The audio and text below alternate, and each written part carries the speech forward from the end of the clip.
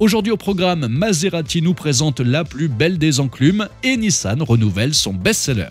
Bienvenue à tous sur la chaîne Octane. Retrouvez une nouvelle vidéo tous les jours résumant l'actu automobile. Alors n'oubliez pas de vous abonner pour ne rien louper. Préparez-vous à une expérience électrisante car voici la toute nouvelle Maserati Grand Cabrio Folgore.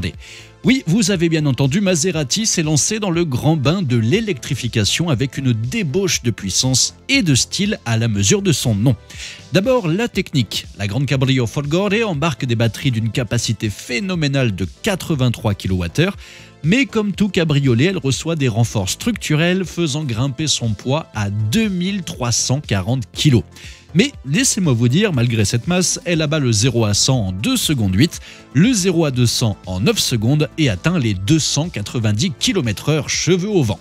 Elle a même un mode Max Boost qui, tel un coup de fouet, libère toute sa puissance, faisant rugir en silence ses 830 chevaux. Maintenant, parlons de l'autonomie. Avec un regard impérieux vers la norme WLTP, Maserati promet entre 419 et 447 km.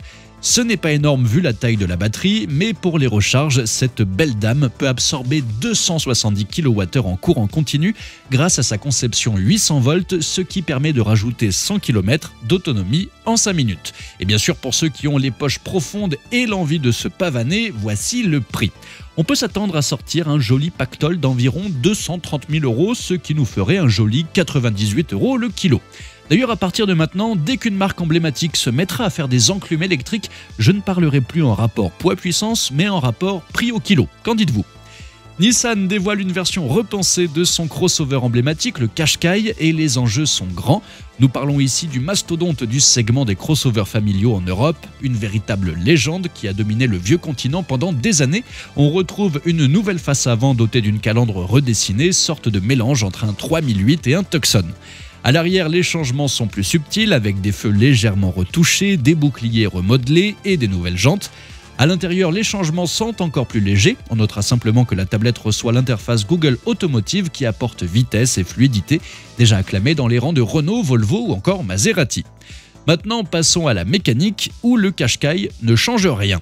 Il conserve vaillamment sa gamme de motorisation, laissant le choix entre une version à hybridation légère de 140 chevaux ou une variante hybride e-Power de 190 chevaux.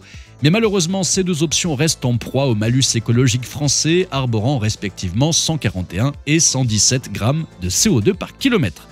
Côté prix, pour l'instant, Nissan ne les a pas communiqués, mais le Qashqai qu'il remplace se négocie aujourd'hui aux alentours des 32 000 €. Merci à tous d'avoir suivi cette nouvelle vidéo.